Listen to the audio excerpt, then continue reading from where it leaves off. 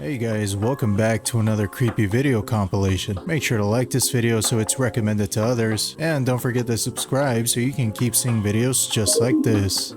Alright, well it may seem like a bit much, but here I am solo camping. This is Deschutes, Oregon. Well, close to Bend, Oregon. I brought the 8-person tent, or the 6-person tent. I haven't pulled this thing out in a long time, so I thought first of the season I should pull that out, give it a go.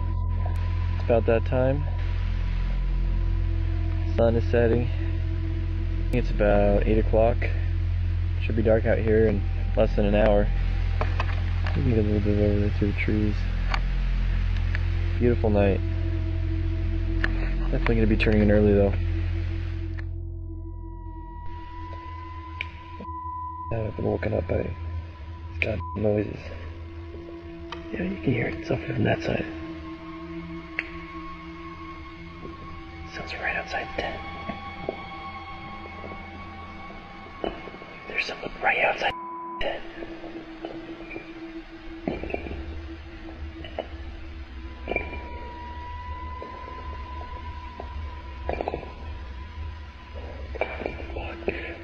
That can't be.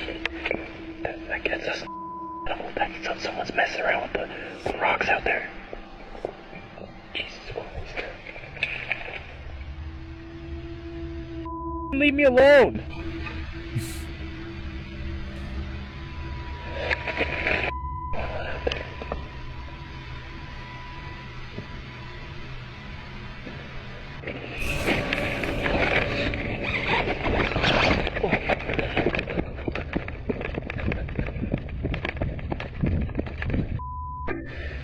Flashlight.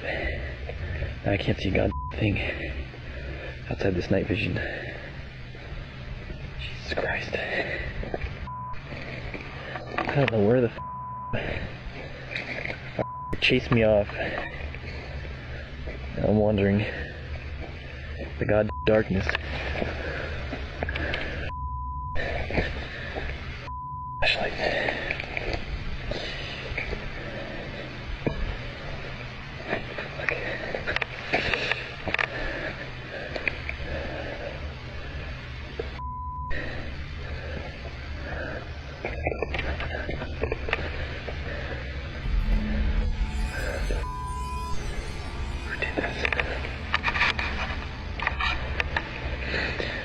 Jesus Christ.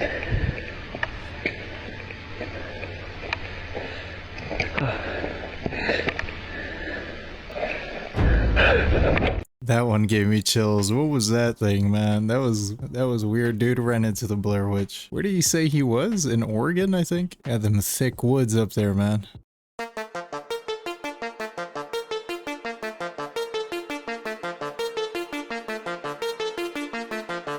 Doesn't the ocean usually recede this bad when there's about to be a tsunami or something like that? Whoever this is better do his research. Researchers in Antarctica found a new creature deep under the ice.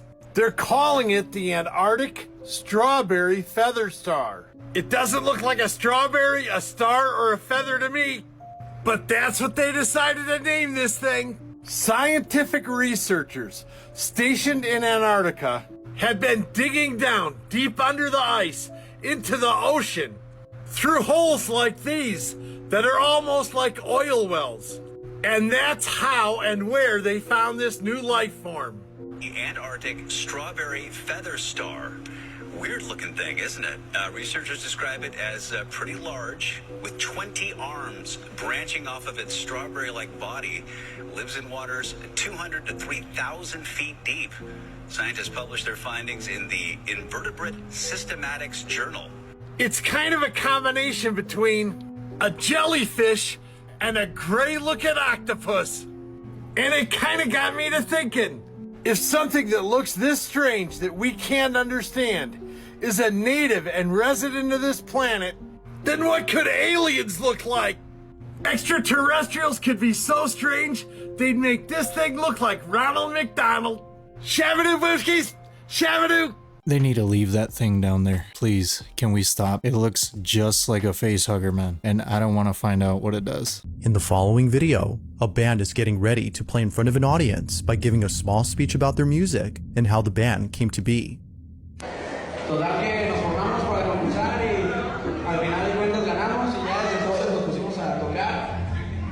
It appears that this whole event is a goodbye party for the band, as this will be their last show ever. Now the start of this video seems completely normal. However, only minutes later, something happens that leaves everyone feeling very unsettled. What happens in it is just downright creepy. Take a look. Pero cuando entraron a la universidad, pues ya se deshizo el grupo, se mantuvieron un tiempo, pero no se pudo después. Y ya, pues ahorita me llegaron con esto de que casi que la última tocada.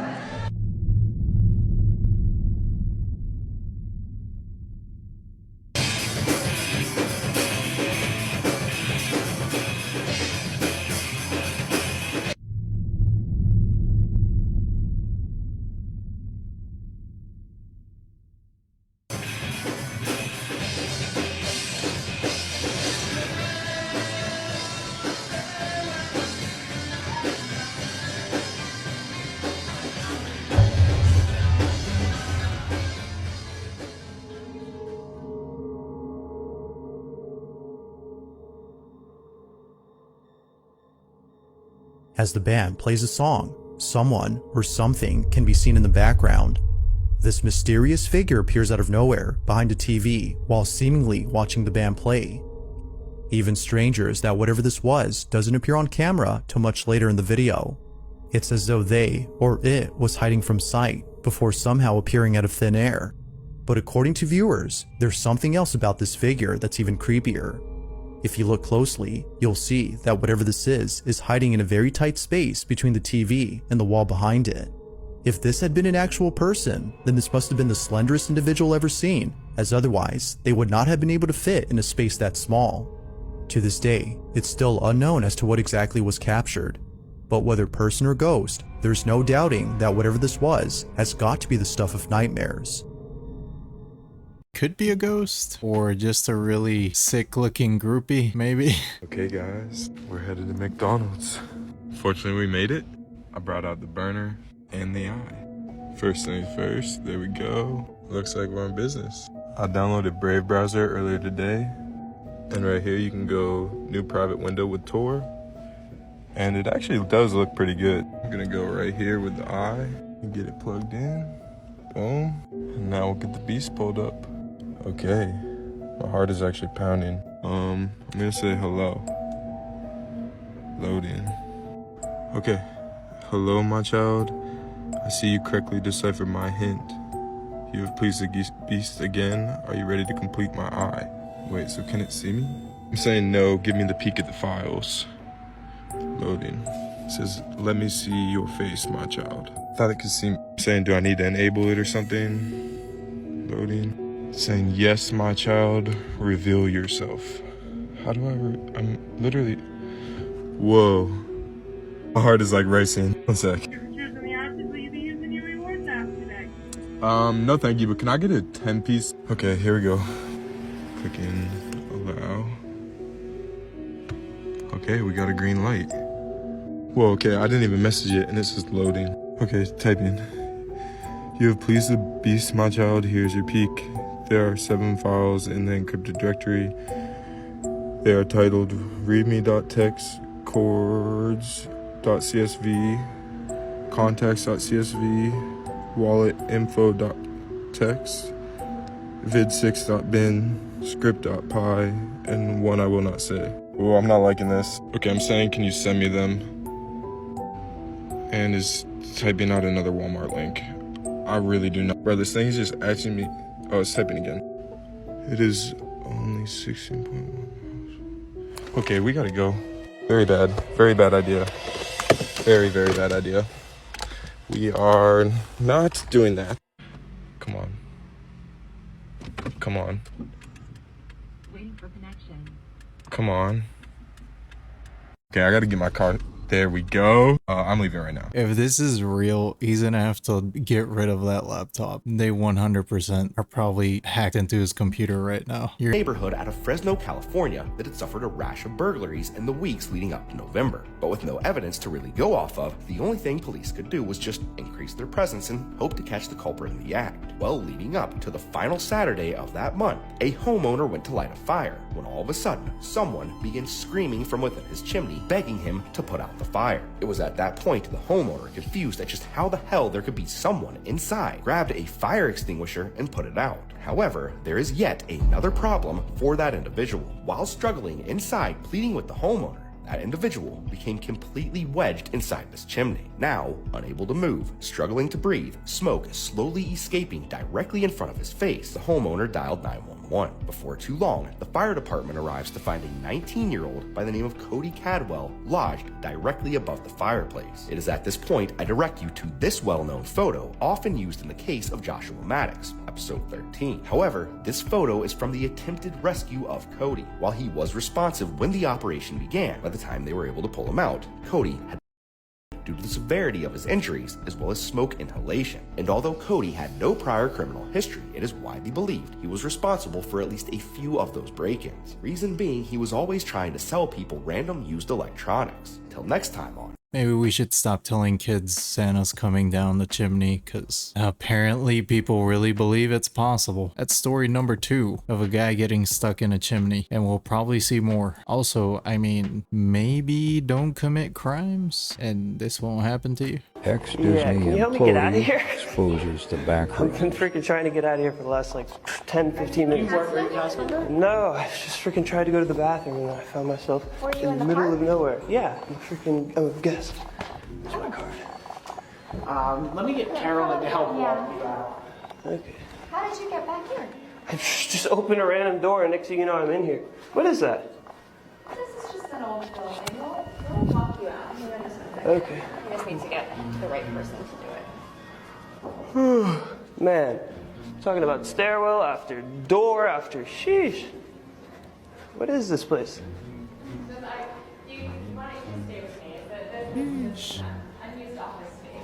Whoa. What is this? This big empty area in here.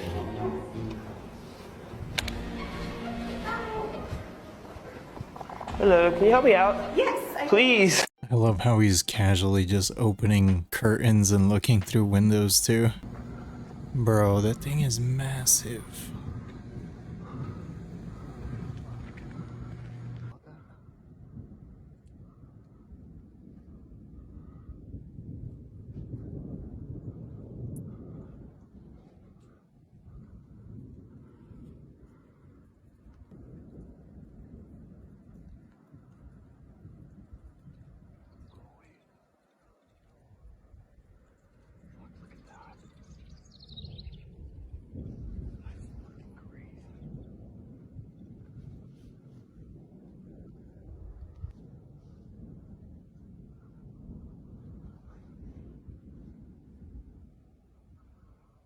At least the base is getting smaller. Yeah. I can't believe how stretched that's maybe why it's like. We should probably go downstairs. Yeah, look at that tree. The trees seem fine. My house and sucks this son of.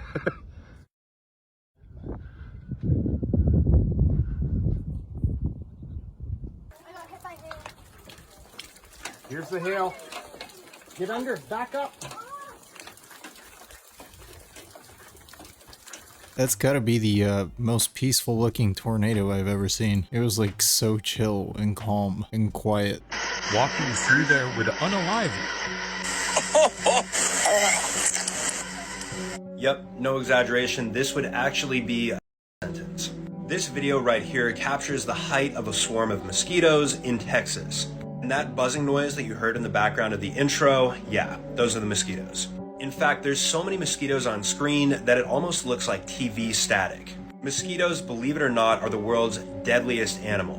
Typically, they earn this name for spreading diseases like malaria, but it's estimated that they've killed approximately 52 billion people throughout the entire existence of humanity. But even though they're able to take lives through the use of diseases, swarms can also kill if there's enough mosquitoes. There have been many documented cases of mosquitoes taking the lives of livestock, especially after hurricanes. And to be quite honest, you would need far less mosquitoes to take the life of a person than this right here. So this is just straight up madness. I'm now gonna let you guys listen to this swarm on full volume.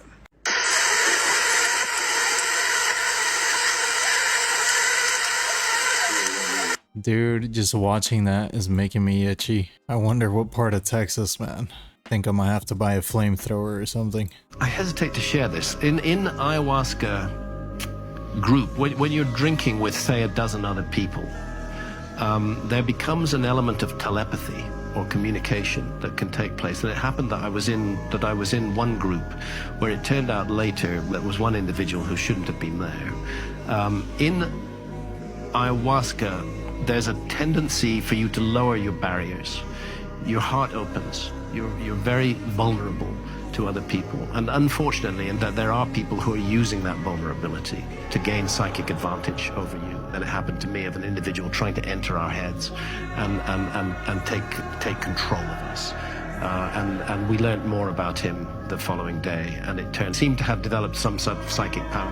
When we questioned him, he said, "I'm this basement shaman. I go around ayahuasca groups because I benefit from them." And what he meant by benefiting from them was basically I'm a psychic vampire. All right, you guys are gonna say I'm crazy, but I somewhat believe what he's saying, only because I've been specifically around people that are almost like emotionally draining. I'm pretty sure you guys know what I'm talking about. You just can't help but feel crappy around them. So I think there might be some truth to this.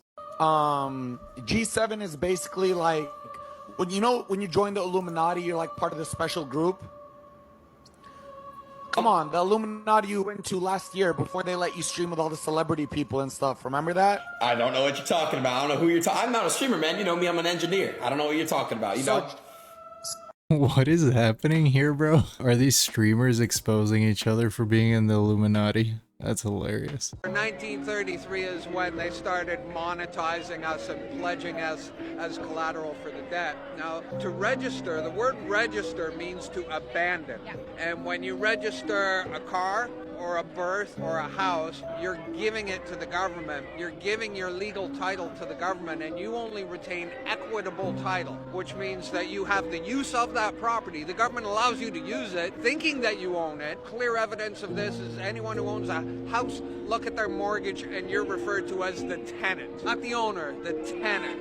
So if you think you own your house, you're mistaken. Same with your car. The reason why they can impound your car is because you registered it, and under maritime admiralty salvage laws, they come along and they adopt it. In the case of the birth registry, they adopt the abandoned child. They're taxing us up the butthole, man.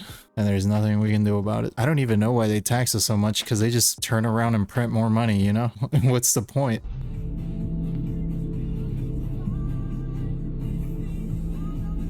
Oh my god.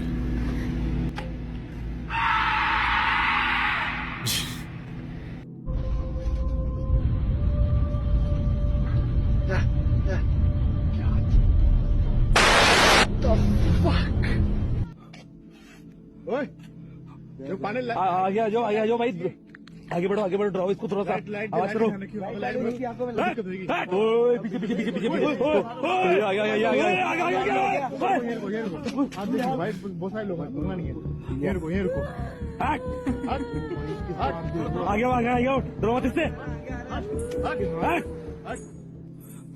इसकी आंखों में रोशनी डालो पीछे डर रहा है पीछे हट रहा है That first video clip of that guy walking out, man. Why would you walk out? You never walk out, bro. You drive straight through it no matter what.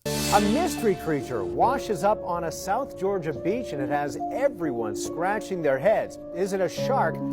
Is it some kind of sea monster? Juliet Dreyer joins us now live. And Juliet, I was in the water today, so I'm a little bit concerned. Yeah, Jeff, a lot of people are talking about this. A lot of people. So just imagine you're out on a boat ride when you see what you think is a seal. So you get closer, only only to realize that's not what it is at all. Take a look at your screen right now. This is what a man named Jeff Warren says he found on Wolf Island on Friday. That's just north of St. Simon's Island. He says he was boating with his son when they came across this mystery creature. It was about 4 to 5 feet long, and he says birds had already started to peck at the carcass. So the question now, what is it? Is it a fish, a shark, or maybe even a St. Patrick's Day hoax? Well, I have reached out to a lot of marine experts to ask about what this creature is, but so far, nothing definitive. Now, Florida Fish and Wildlife tells me they do have people looking into it right now, and we'll have an update tonight at 11. Yeah, that's what I was gonna say. It looks like Nessie, the Loch Ness Monster. It sucks we never get to find out later, because I will probably never see the part 2 unless it gets recommended to me.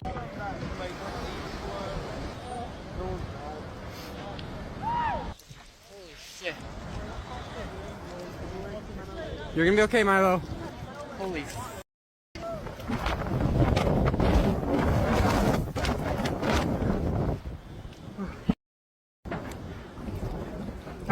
Both sides, to the left and the right, are on fire. White smoke starting to come, which means the fire's starting to die out.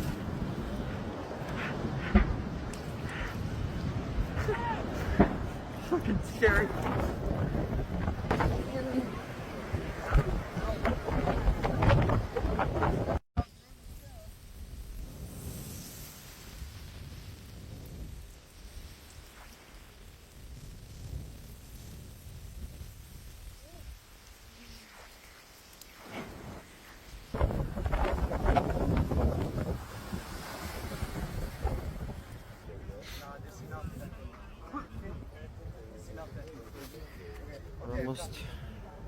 Almost rescued.